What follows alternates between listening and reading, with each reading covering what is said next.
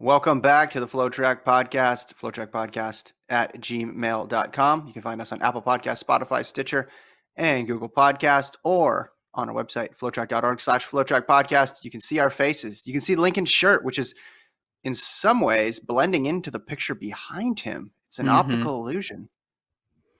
Right. It's not an accidental move on my part. I picked up a few of these new shirts from The Gap, their online store. I'm feeling pretty fancy this time of year. I just feel like I had to jazz up my wardrobe, even though I can essentially just be in pajamas all day, every day of the week, because I work from home, of course. But I'm pepping up my game as we enter the fall. We've left summer. It's time to leave behind the Nike shorts and stretched out t-shirts. I'm gonna try to just bring a little bit more style to these podcasts.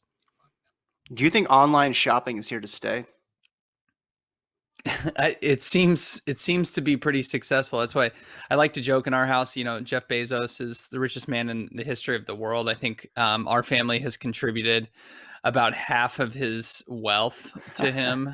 Just this quarantine period alone, we seem to have an Amazon package at our door about every single day. So I would say online shopping is a trend that may be here to stay.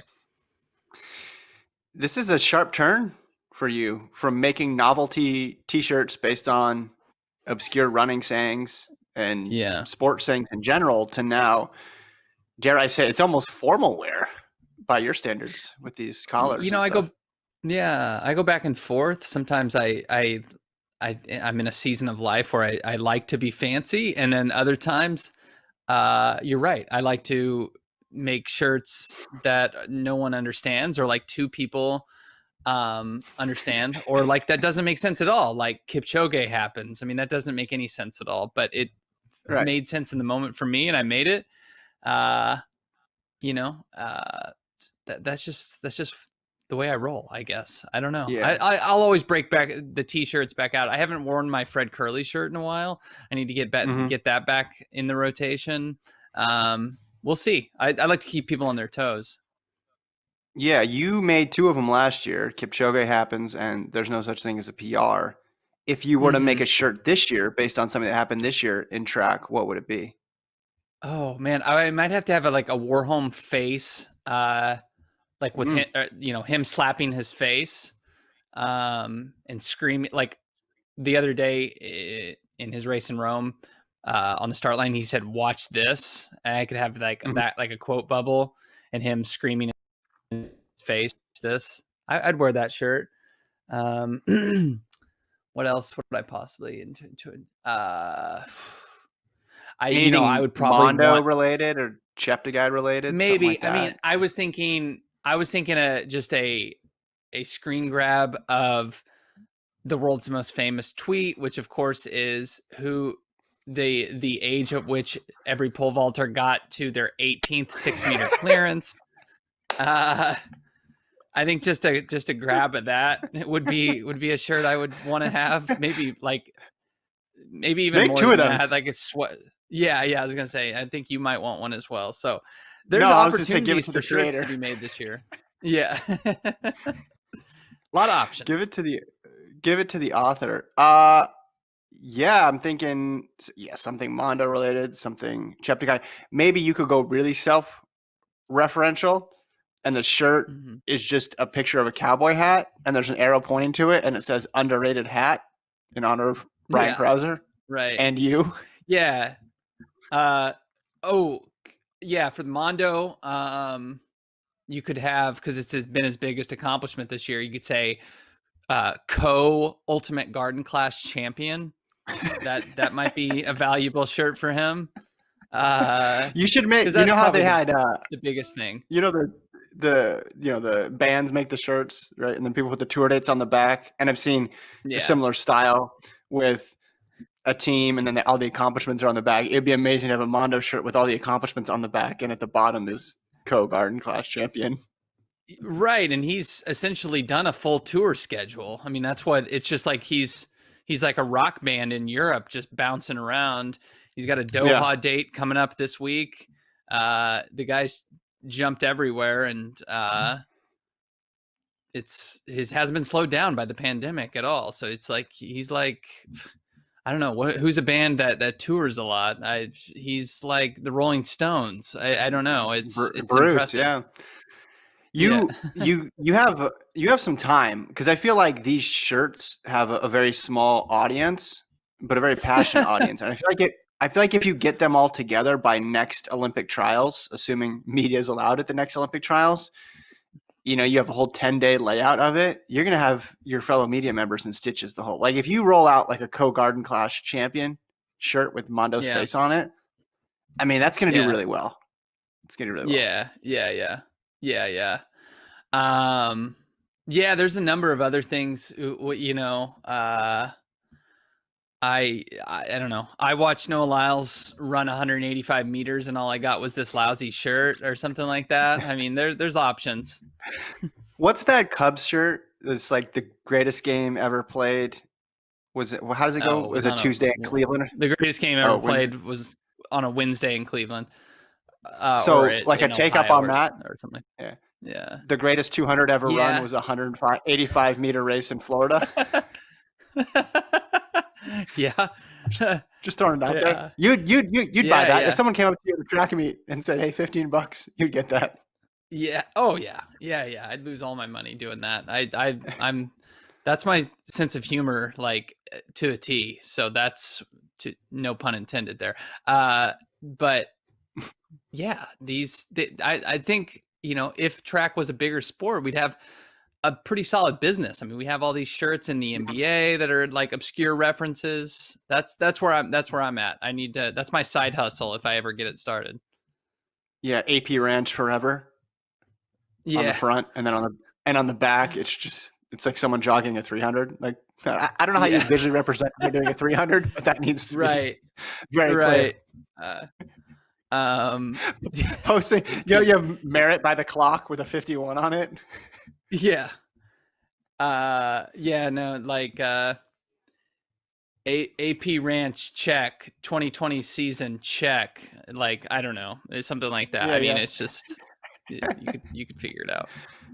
The topic of Mondo got me thinking about what's left in 2020, both on the track and on the roads, putting NCAA aside, because we talked about that yesterday. We're going to talk about that later on this week with a couple guests. But in terms of the track season, in terms of the major road races coming up, got a short list of about 7 matchups that I'm still interested in seeing. And one of them is this Friday, Mondo vaulting again. You surprised me when you said, "Oh yeah, Mondo's vaulting." I thought you were joking, because he has every reason to stop going, and yet he's You would still going to think. vault again this week. What's the motivation for him? Is it that, man, he cleared 6:15 so easily, let's just bump that up a couple centimeters like he did indoors and just keep raising that that mark a little higher, and until he eventually hits something that he's kind of stalls out at?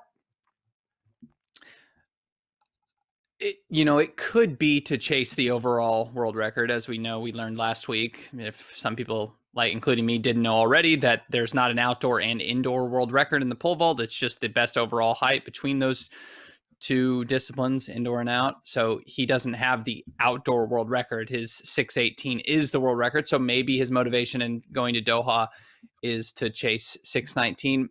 My suspicion, though, is just that we are so accustomed to track and field athletes only competing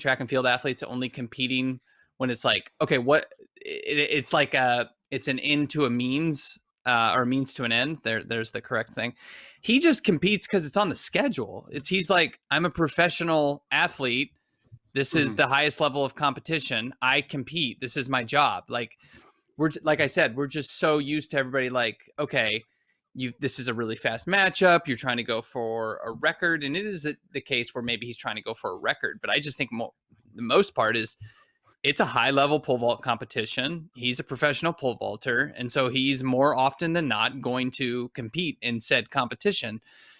He loves doing it, and I don't think we can apply the same rules of, are you tuning up for a championship? Well, no. Are you trying to win the Diamond League points thing? Well, no, it's not that. It's just like the guy loves jumping and he's having fun. I mean, it's also more and more practice for beating some of the guys he's going to be contesting for the gold medal, or he's going to be competing against for the gold medal next year. You know, he's been on fire and been way, way better than Sam Kendricks this year. And you assume Kendricks will bounce back and be better in 2021. And the championship level, Kendricks has had his number. What's another victory over him to reinforce that Mondo has taken over the pole vault for good? So the biggest point though is just he's on fire. Why stop now? Mm-hmm. No, I think you bring up a good point, and we probably do a disservice to ask, well, why are you competing instead of the opposite, which we should be saying to people, well, why aren't you competing? We default back to the same frame of reference every single time of, well, man, if there's no team to qualify for.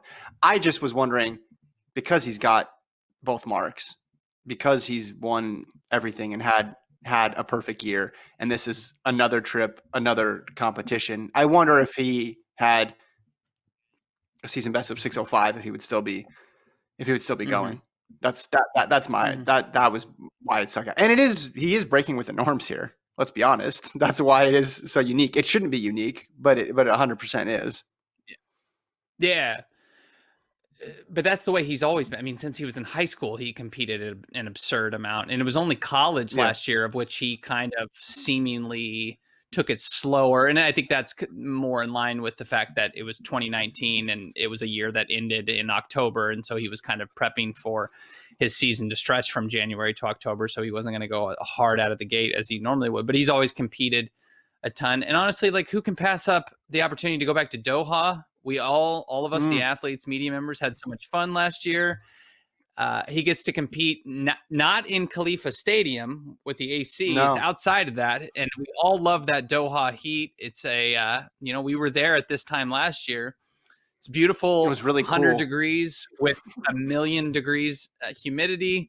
It's lovely this time of year. And he can go to the visibility. He can ride a camel if he is so interested. I mean, there's a lot of good memories dating back to a year. So listen, no pandemic and I had the opportunity to go to Doha, I'm probably going to say yes right now. I miss really? the beautiful country of Qatar. Yeah. It was a good time. All right.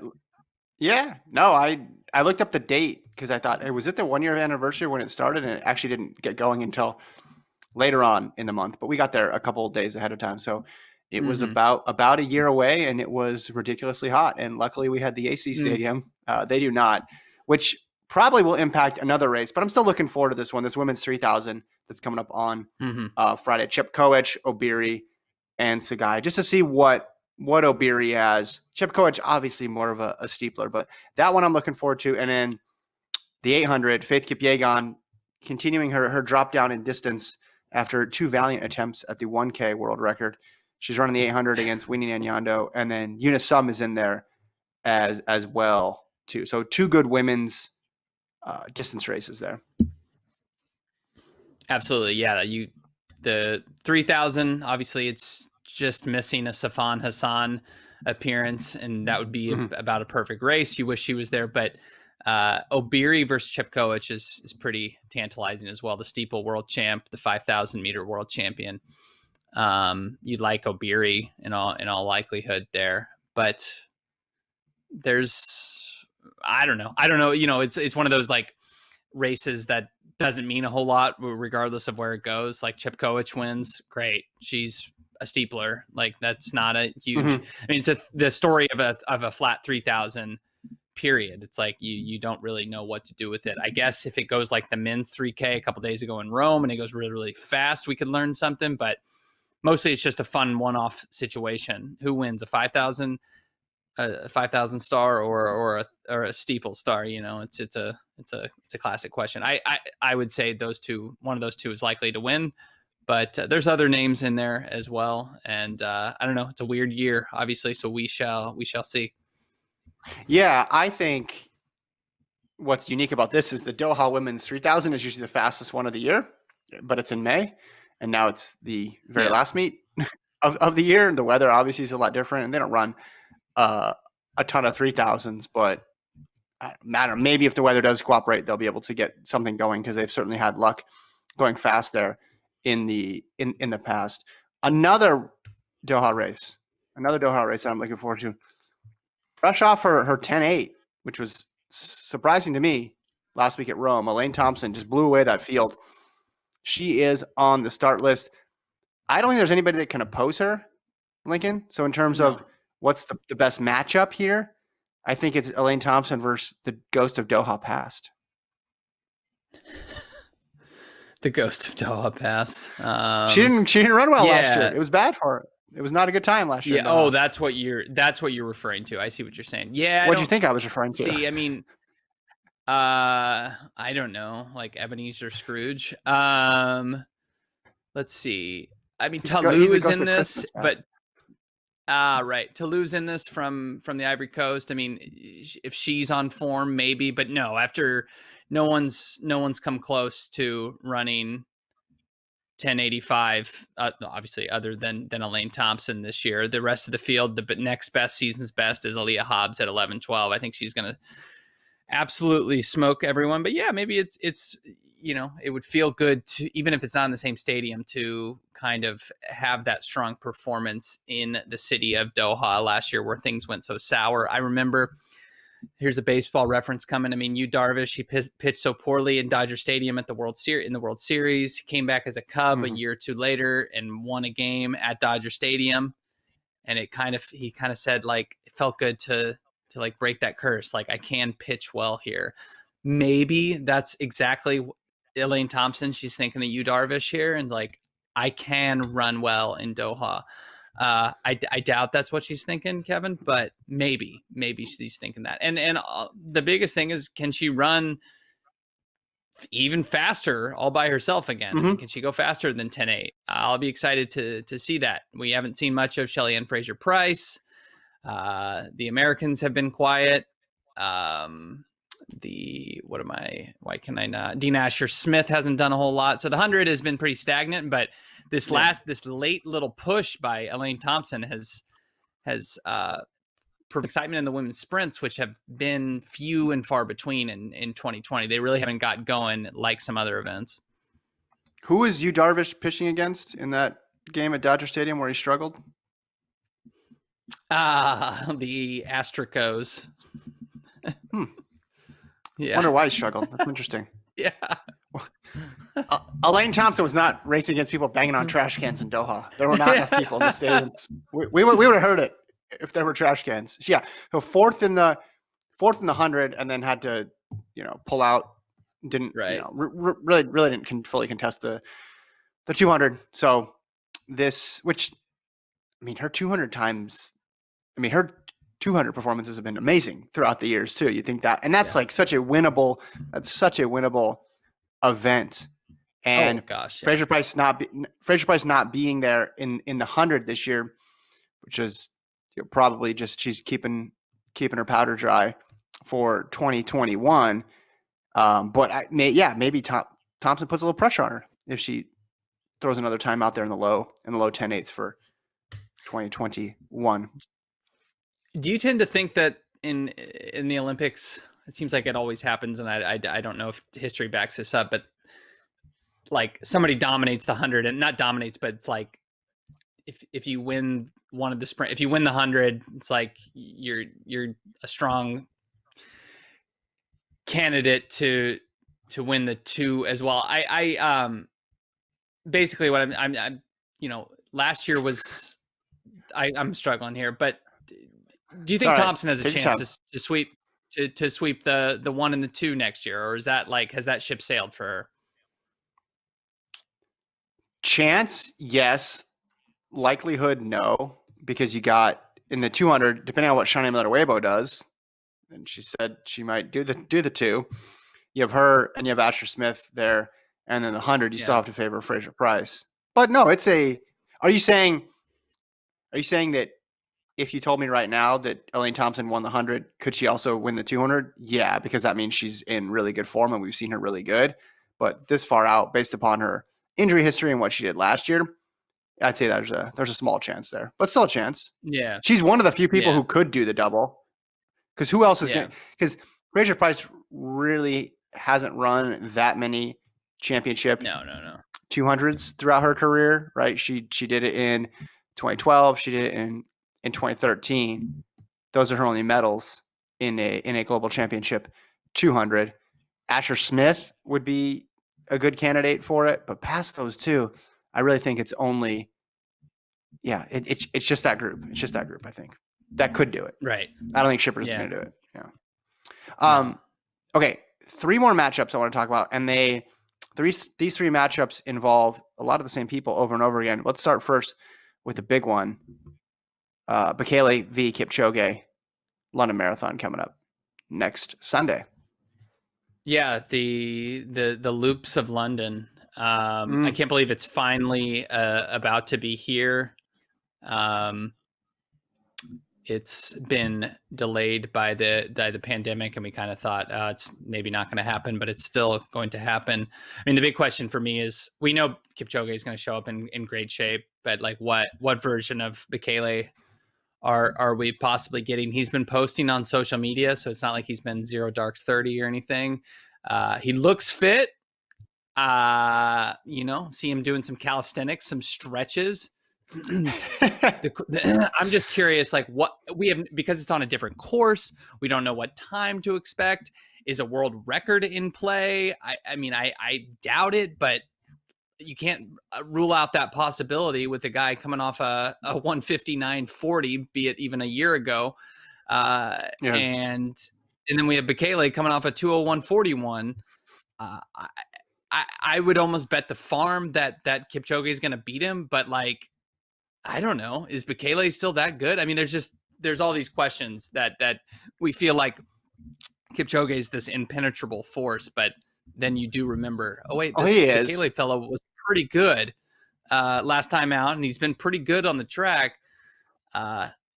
Is he still running hot and cold in the marathon? That's the biggest thing, is you assume that he hasn't fully figured out the marathon to the level of obviously a Kipchoge, but I don't know. That he's only 2 seconds off the world record. Yeah, but we're talking about Kipchoge here, who's never had a bad marathon. Most of them have been great. Before, I was saying the only thing that could stop him was the pandemic, but then another part of me thinks he'll figure this out, because he figures everything out, and he'll figure out a way, over these past couple months, to put himself in even better position. He races so sparingly as is. And the fact that we didn't see him in the spring, it's been a while since we've seen Kipchoge. Does he still have it? And I think he's going to be fine. And I think the fact that he races very rarely would help him in this scenario, because he's not going to be rusty without a bunch of races leading up to it. But obviously, this is going to be an amazing race. I'm so glad it's happening. I'm still kind of shocked that it's happening, but I'm so happy about it. Oh yeah, definitely. Do you feel like the world record's a possibility? I don't, but I feel like they're going to go out in like 60-20, and I'm going to be feeling really dumb. But I don't like, it doesn't. This to me doesn't scream world record race. But they're lining up pacers. He's obviously, if Bekele, and it doesn't even need to be Bekele. There's a bunch of other people here who could push Kipchoge late into the race. Like, all that's setting up for him to have a really, really good opportunity at the fast time. But I don't know about you. This just never felt like a world record attempt. But I could be wrong.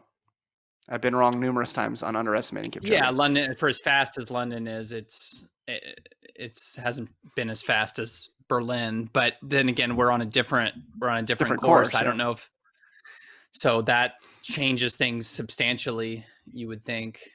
It doesn't have that PR building of, like, there's not the big marketing push that says this is a world record attempt. But yeah, London goes out super, super fast every single time. And there's going to be people going out in, like you said, in under 61 minutes. So when that's going, and you race the second half, all you got to do is come home and, you run 60, 30, you just come home in 61 and you're right there. You're perfect. Pretty easy to do.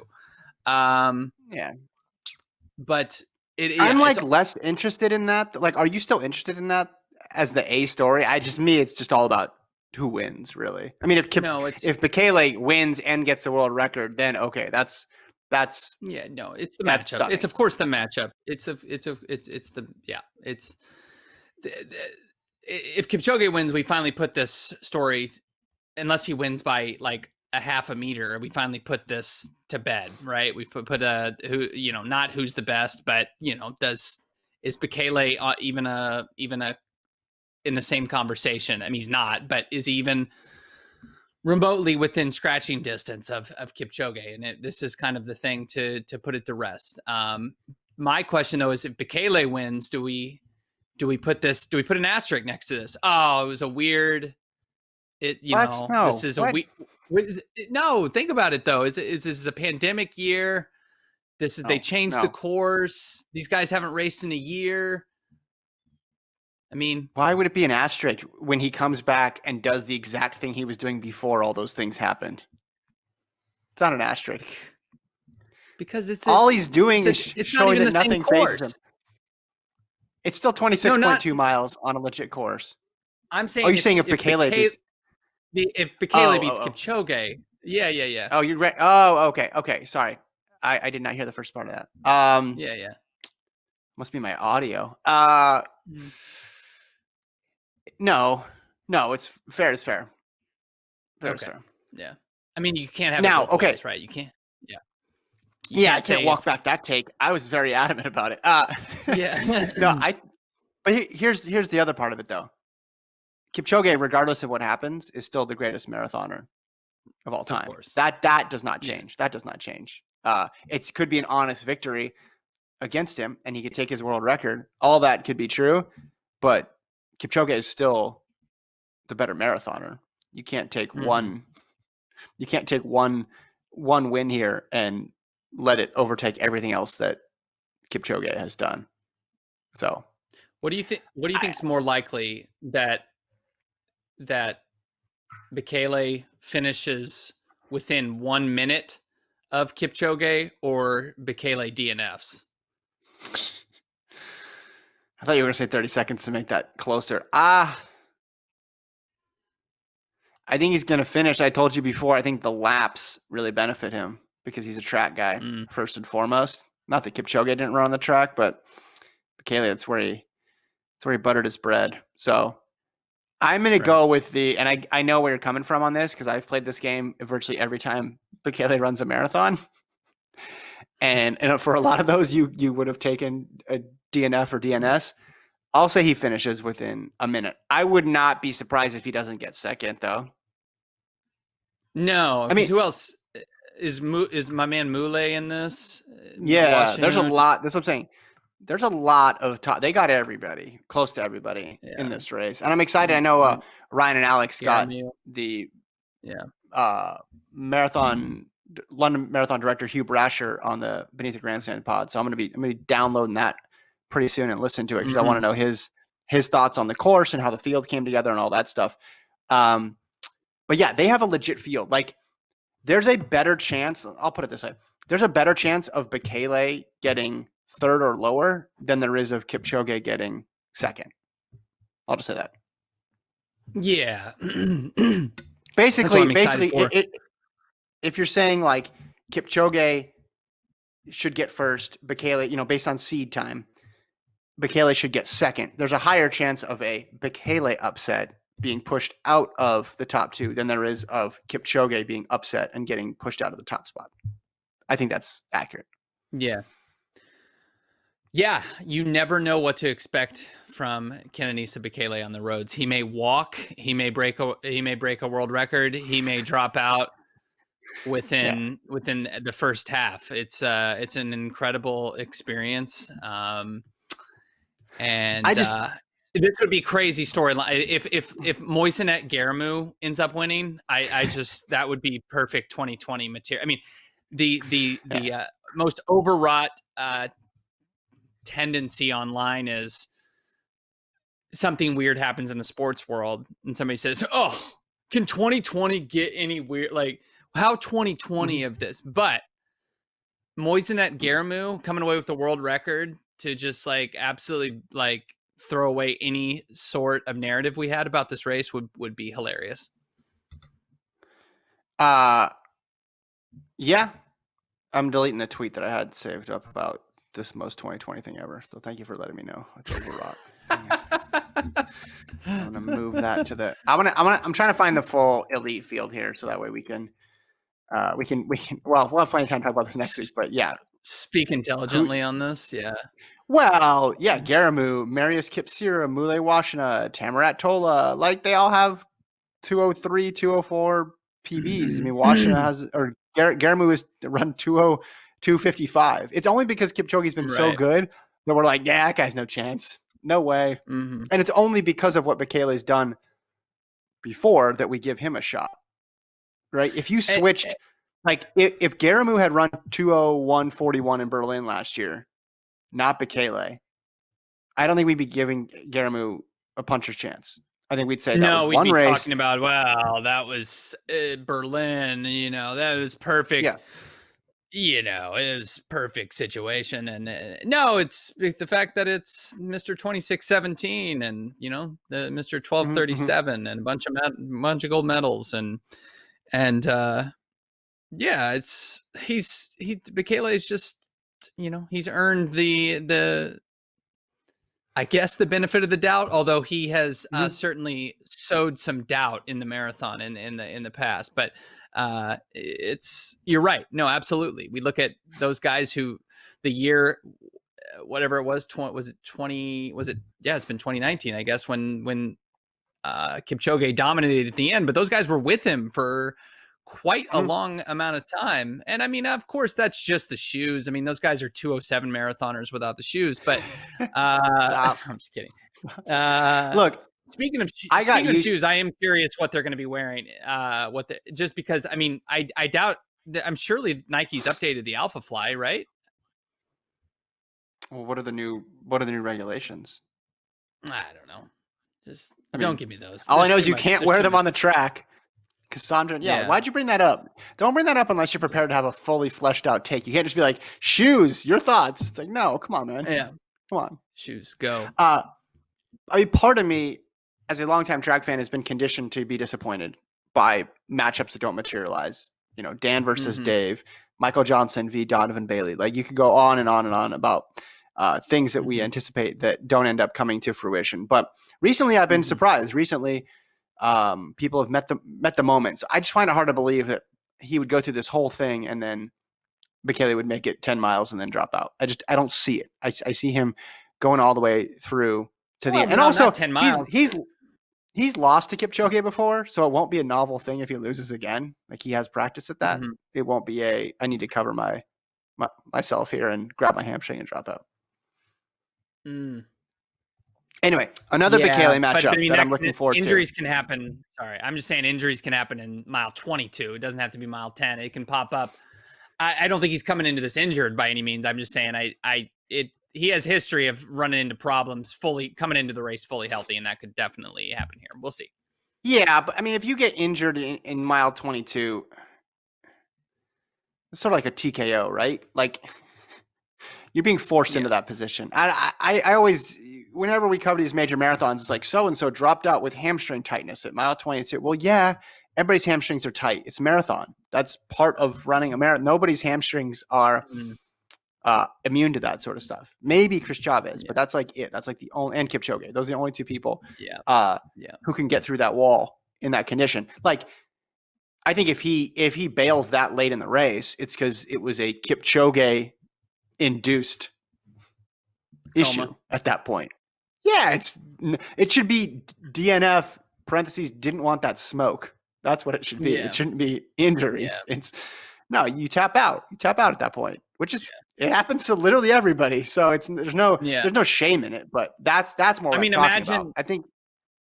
Imagine feeling fatigue, your cardiovascular system starting to break down, your legs hurt, and you're like, well, this makes sense. We've been running 201 pace for an hour and a half. And then you look over to the guy on your right and he's smiling. It's just like, I'm done. Yeah, this is over. Yeah. there's a psychological edge, and again, that's why I like Kipchoge in this race, is just because a lot of the more unpredictability in a way, the better, because he just seems to handle everything, and he handles weird races really well. We've seen it time and time again. So Bekele has another matchup that I'm interested in, but he's not actually in the race. I'm talking about his world record, the 10K on the line versus Joshua Cheptegei in Valencia. So I'm calling this one Cheptegei versus Bekele. Who do you have in that one? Well, I have Cheptegei, and I have money on this this match, this so-called matchup with history here. I actually have Joshua Cheptegei breaking 26.10, and if not, I owe Gordon $26.17. It's a pretty aggressive bet on my part because, that's what, when people break world records, they like to not only just break them by the thinnest margin possible so as to not burn themselves out in a long distance race. They like to do it for a rider in Austin, Texas, to make sure he gets his money. They like to smash said record. So I think we're going to see Joshua Cheptegei run back-to-back sub 1305 5Ks and crush this record. No, yeah, I think he's going to absolutely break this. I think the 12:35, the perfect pacing in Monaco when the conditions weren't perfect ideal. Records have fallen in Valencia, Spain, last couple of years. People run fast this time of year in the fall. Everything's going to be geared for him breaking this mark. I definitely, after running 12:35, yeah, I think a guy can run. Okay, so his requirement is to run back-to-back 13:08s.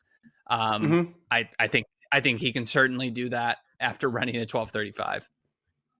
Yeah, I think he'll get it. I don't think I'm as confident as you are, but I think he's on a roll right now. And then we also have to talk about Cheptegei at the World Half, and I think his closest competition is going to come. So World Half, just for those of you who are losing track of all these events, that's October 17th. So still a ways 10 away, days the later. farthest away. Yeah. So you could have a situation where Cheptegei goes, 5K world record, 10K world record, and then goes to the World Half. Looks like his, at least in terms of how good they've been in 2020, his fellow Ugandan, Jacob Kiplimo, is going to be entered. But I'm guessing at that point you're still going to roll with Cheptegei. Oh, I mean, I as good as Kiplimo's been, 12:48, 7:26. I mean, he's been no stratosphere close to Cheptegei, just in the fact that Cheptegei beat him at World Cross, which seems like it was a million years ago. But then also just the fact that he ran a 12:35 record and just much more accomplished on the roads. We're talking about a guy that's run whatever it was, 12:51 for a 5,000 for a 5K on the roads. Yeah, even for Cheptegei in his half marathon debut, I mean, I wouldn't. It's unlikely to happen, but I wouldn't rule out the possibility of him challenging Cam Warwar's world record. I mean, just on as how good this guy's been, how strong he is on the roads. I think it's certainly a possibility. And yeah, with no Cam Warwar in this race, who's recovering from an accident earlier in the year, I think this is a hugely favored race for Cheptegei. And yes, of course, I'm interested to see how Kiplimo does, and I think we'll see those guys maybe working together as teammates. But he's not in the same arena at this point as Cheptegei. Longer distance though introduces some. Yeah, and the Kenyans will bring good guys, sub 59 guys. I mean, there'll be plenty of sub 59 guys in this field. So it's, I guess I should summarize it as it's going to be a little bit more competitive. It's not just going to be him, like, I don't think, running away from at the beginning. And the roads, he's not as comfortable, one would think, as he maybe is in cross country on the track, but he's run fast on the roads, and he's outside of Kipchoge, he's the best runner in the world right now. And that should give him plenty of confidence, especially, I mean, if he breaks the 10K world record, he's going to go into this race thinking, I can't lose.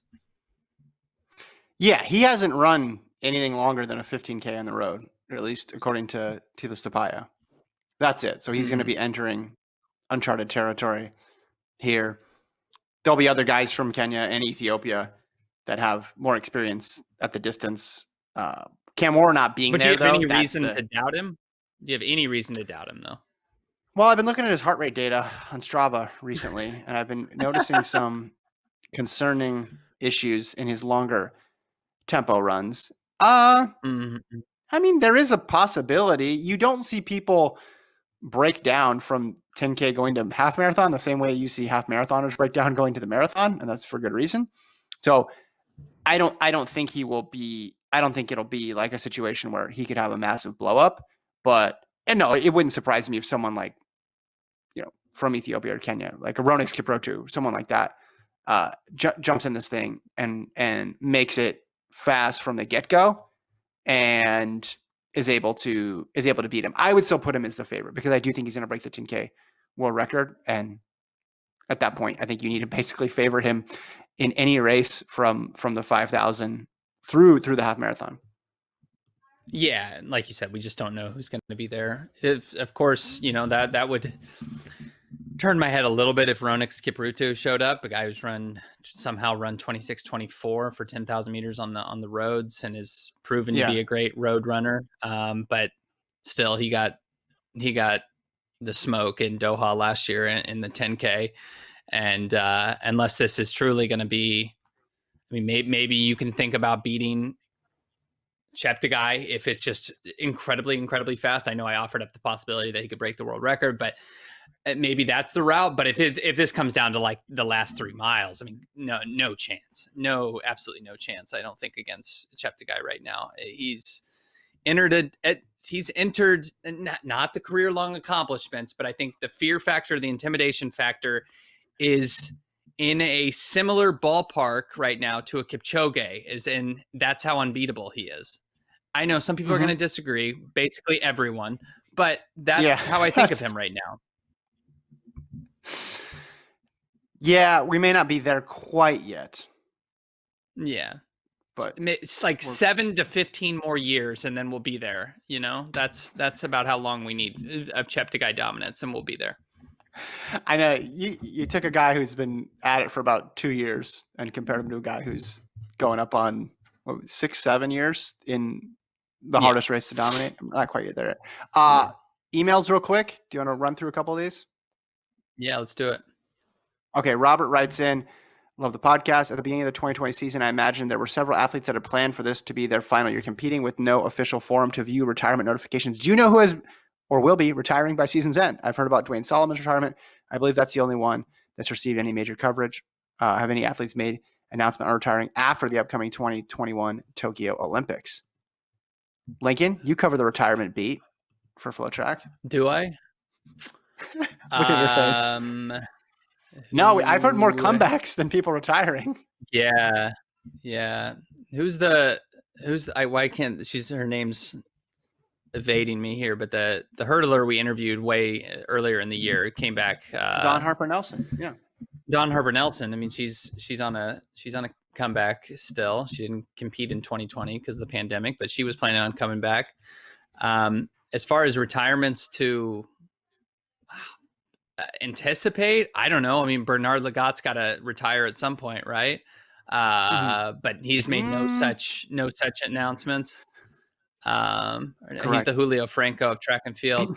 But I don't know. I think people use this as not as a time to think about retirement, but as a time to dream about, a little more time, and what can I do? Can I get ready to go for 2021? I think that was more of the rule, and the exception was a Dwayne Solomon type situation. I could be wrong, but yeah, we haven't heard a ton. But we also haven't had microphones in people's faces to say, what are you doing? What are your plans, long-term plans? And like, people aren't saying, this is it. We haven't Justin Gatlin has competed and a little bit, but hasn't said anything about his future. We're anticipating that in the next couple years, but we just don't know. We don't know at this point. Otto Bolden always says nobody retires in an Olympic year. And I think you could extend that to this year because it was such a weird year. Yeah. Mick writes in, a few months ago, you were discussing athletes you would like to have movies made about them, and Kathy Freeman was brought up. I think it was Gordon who asked, "Where's the trauma?" Well, yeah, that was Gordon. That's a classic. Well, that's a T-shirt. last week, a Last Dance style documentary was put out, and I'd be interested in your take on it. I feel it finds a good balance between the athletic achievements, the social context, and the human story. As someone who grew up in Australia during that period, I feel like it accurately represents the racial issues of the time without exaggerating or dismissing them. It was made by the ABC, Australian Broadcasting Commission, and is called Freeman. Not sure if it's available in the US, but if so, would recommend checking it out. Enjoy the pod. Keep up the good work. Thank you, Mick. Appreciate it. I love documentaries, and I love sports documentaries. And Gordon is wrong a lot, so it's good. Let's just embrace that. Where's the drama?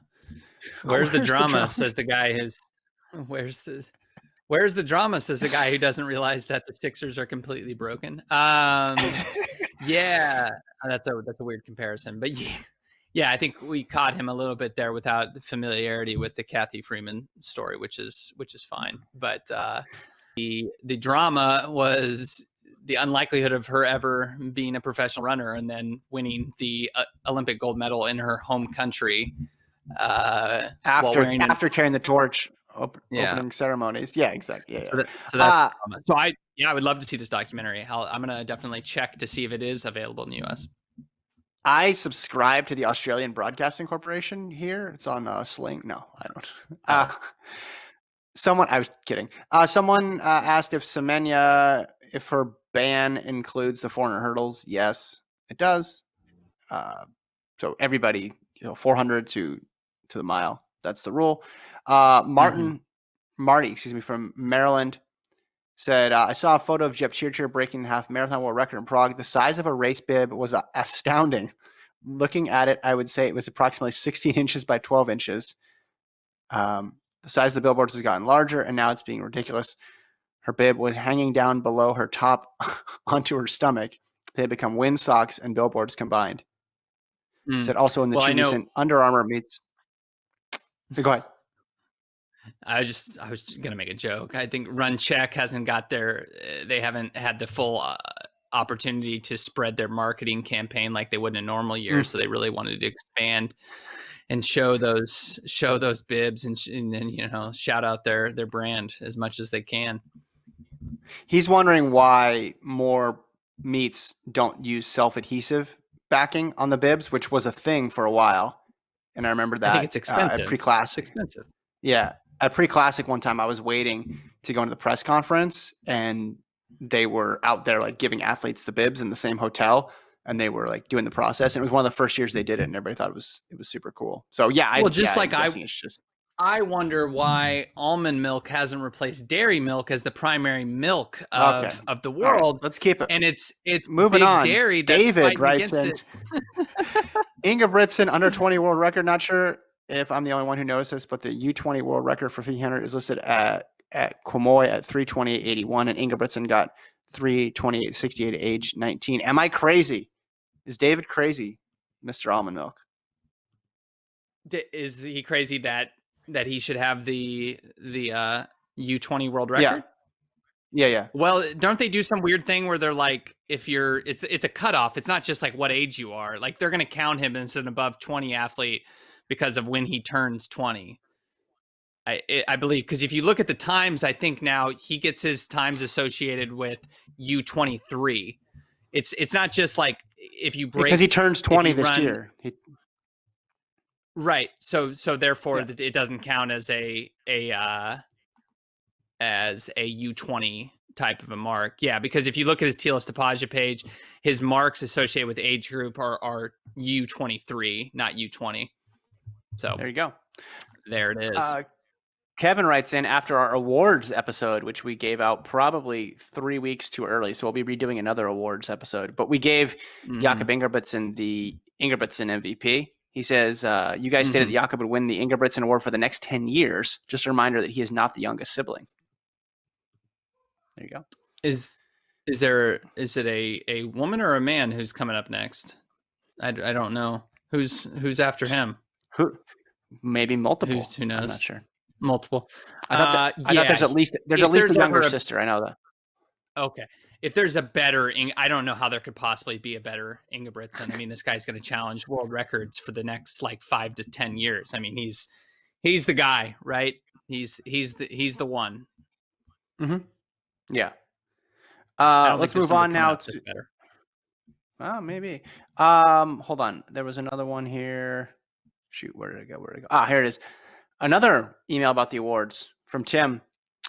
Just a quick comment on the awards. The big friendly, yes, Pete Julian's team involvement was crucial, but credit needs to be given to the people who produced and organized the race. And that's Jeff Merrill, Michael Bergman, and the whole crew at Portland Track. They all worked really hard to pull this off. A series of meets and did a great job moving to 3 separate locations, running 5 meets and working with the Oregon State Health Department to make sure everyone was safe during COVID. Yes, we should have mentioned them as well. Applause. Applause. They did. Yes. They did a good job. They put the meet on in various outer space locations. Yeah. They did. I think Jeff Merrill wins really best strong. commentary of 2020 for sure. With his people were a fan. People were enjoying that. Pete Julian's New Orleans Pelicans. I'm still laughing about that one. That was good. Yeah, that's a good one. My type of humor. Yep. We got another one from the sisters out in Utah, but it's long. I know I keep teasing that we're going to read this, but it is long, and I want to make sure we have time to read it. So I think we'll save it till the next time you're on. Yeah. With me, which could be as early as 2 days from now. So eagerly anticipating it, Kevin. Yes, but they wish us well, and they wrote in a very detailed email. So I want to make sure we have time to read it. But we'll leave it there. Thanks, everybody. Yeah, exactly. Thanks, everybody, for listening and downloading and writing in. FloTrackPodcast@gmail.com is the email address. The show will be back tomorrow with a guest. There might be another guest on Thursday, and there could even be a third guest on Friday. Wow. Some you're familiar with, some you may not be familiar with. Different events, different disciplines, different athletes, different ages, different issues. We might be tackling all of it shortly. Mm-hmm. That's right. Lincoln's exclusive with Usain Bolt is coming up tomorrow. No, just kidding. Can't wait. I don't want to start any more rumors again. All right. Thanks, Alon, for producing. Yeah. We'll talk to you guys next time.